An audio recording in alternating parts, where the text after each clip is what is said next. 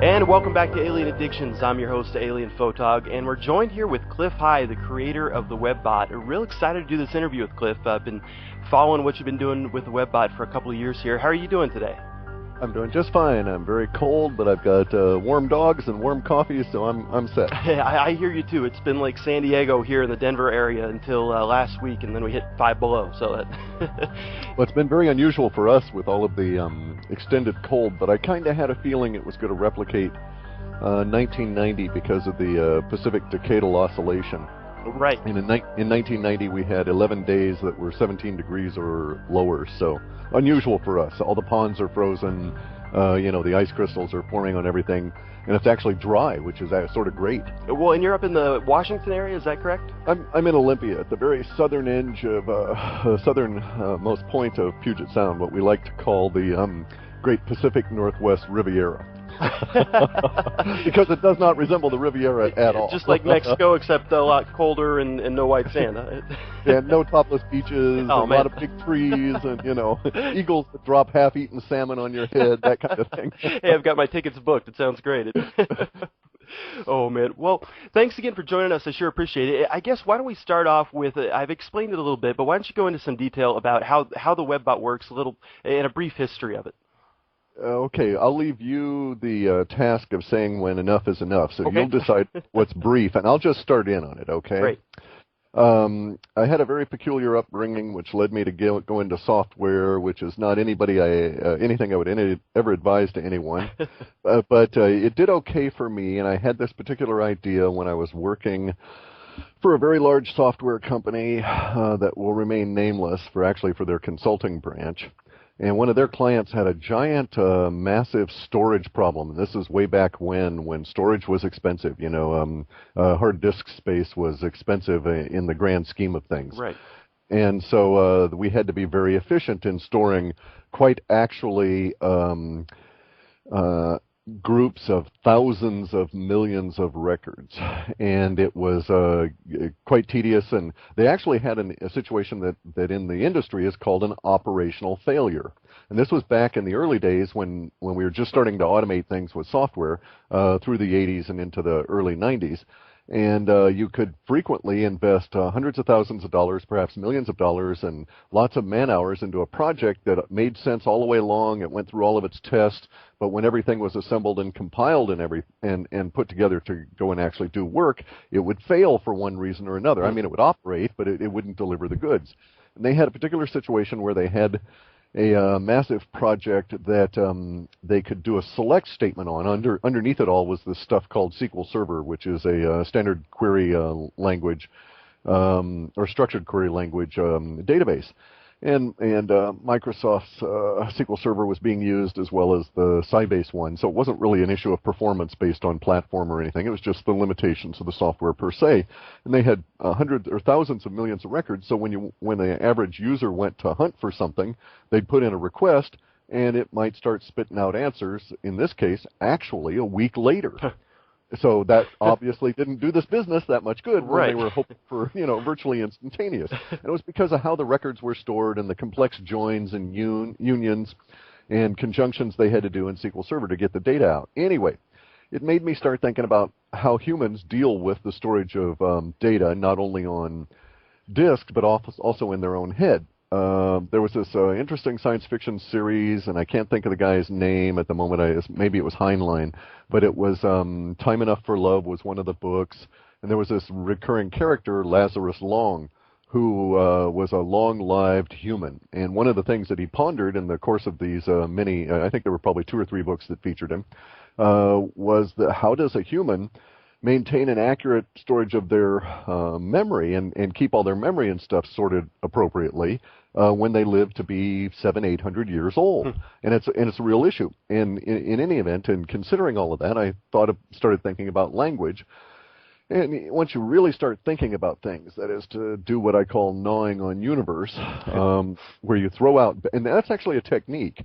I have humorously named it that way, but there was this technique of thinking that was derived initially in the Greeks, but sort of perfected in early Roman times, where they would examine the nature of the reality around them And one of the techniques was to pitch out all of your own assumptions and root out and see what assumptions you have that are blinding you to potential solutions. I love it. Okay, and frequently that's how we find things, by the way. You know, the anecdotal story of Edison, taking the 20-minute naps all the time. Well, he would do this in order to clear his mind and get a fresh approach and to essentially allow sort of a little reboot. And so returning to the story here, I started getting rid of assumptions until all I was left with was essentially humans and their relationship to language. And I came up with a solution for the company, and they didn't implement it as I designed it, but they took my what I called U-turn SQL statements, and they had a situation, I'll tell you very briefly, they had a situation where within their SQL server at one point they had 5,000 and 6,000 permanent tables, and another 20 or 30,000 temporary tables that were being created and dropped all the time. And that's really where the whole system was bogging down, was in the overhead of creating all the tables. So what I did was to give them a fixed 7-table solution. And what I actually ended up doing was shifting the complexity out of the table structure into the SQL statements, into the SQL statements. And so then they had the issue of having to train their support techs in writing these complex SQL statements that might run on 5,000 and 6,000 and 7,000 instructions, but they were blindingly fast. They would take those same 10 or 20 million records that were going to come back to you a week later if you asked it in standard SQL, which is, select this from there where the following is true or false. And in my case, it would be, I won't go into the details of it because it's far too complex, but in any event, mine would start returning the same data instantly. It would take the same time to spew it back to you. If you got 10 million records, it takes a long time to bring those back, but mine would start a week ahead of the competition, so to speak. So that was good, and they implemented some of that. But it got me thinking about language, and that's when I really started investigating language, because although I used it as a tool, was familiar with it, liked it, and it was good stuff, I'd never, ever really sat down and thought about it and studied it. And when you get into studying something as complex, but also as core as language, it leads you to all kinds of interesting thoughts, or at least it did in my case. And one of the things I noticed was that humans don't use the language that they have internalized. Your mama sits you down over the course of your first 11 or 12 years and exposes you to all kinds of language, and you internalize a lot of the words. And then from the time there's predictable language learning periods in your life, by the way. You have this burst that goes until about 8 years old. There's another resurgence at 11. There's another one at about 16 that lasts for about 5 or 6 months. And then you go sort of dormant on language learning until your mid-20s, and basically you drop out of puberty. And so from about 26 until 30, there's a really good opportunity to just suck down all kinds of knowledge because you're no longer hormonally bound in terms of how your brain functions.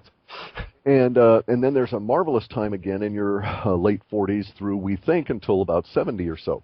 In any event, though, I started thinking about language and found some interesting facts. No matter what the language, given the appropriate opportunity, most people, let's just say in the developed world, most individuals in the developed world, no matter what their native language, will be exposed to about 100,000 words by the time they reach this 30-year-old threshold. And they may have internalized 100,000 words, where they may be uncomfortable using them for a bunch of different reasons, but nonetheless, they really kind of think they know what they mean. And that group of words forms your tool chest. And they're marvelous tools, and essentially they're all equal, or so I thought. And that turns out to be not the case. Most of the language that we actually use falls into a very small category of words. In some places, in like highly structured in occupations like an accountant or an actuary or something, these poor guys find themselves in their work life maybe using less than 6,000 words in any given week, and it may actually even be a core of about 1,100 words. And so it's somewhat limiting on their mind.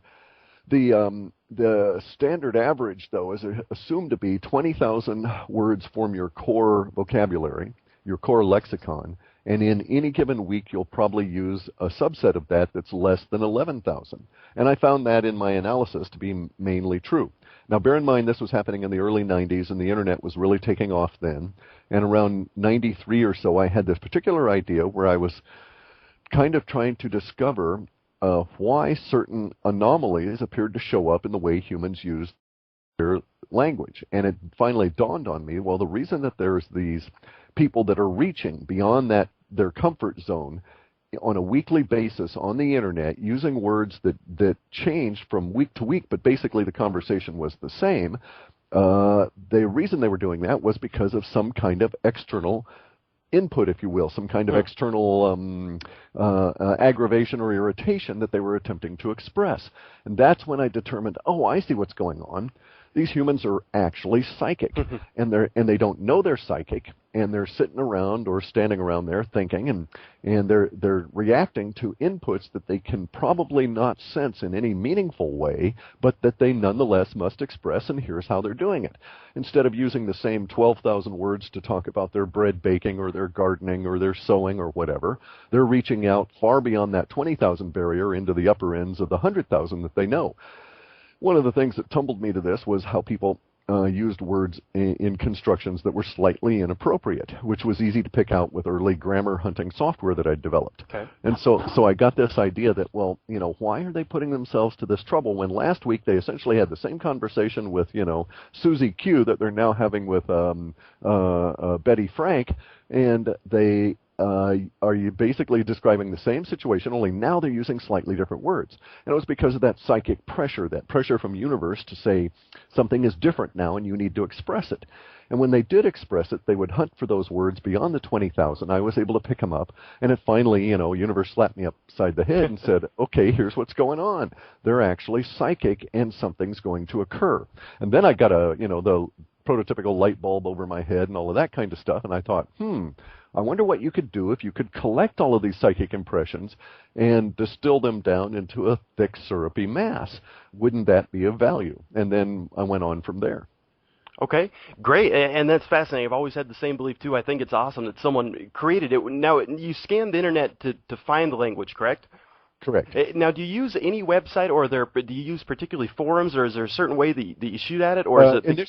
Okay, and it's evolved over time. Initially, we started off in the early days of the internet. It was had been just released into the wild by DARPA, and in fact, in like 1981 or so, when I was working for a phone company, also doing software on large projects, one of my tasks was to get the first set of IP addresses permanently assigned that were allocated to anybody in Washington State that was not military.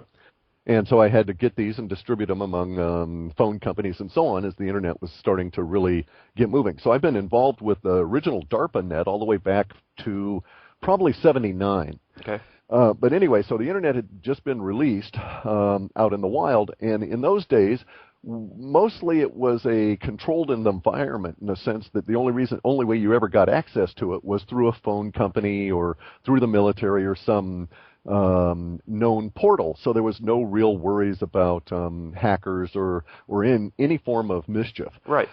Okay, so there was this concept called robots.txt. And all the servers then, most of them were running on Unix or Guardian, which is a tandem platform favored by the phone companies, and a few of the other major operating systems. And basically all of these, there would be a file at the root level called robots.txt that had permissions for everybody to see, and you would examine this robot.txt file and see if you had permission to load your software on their machine.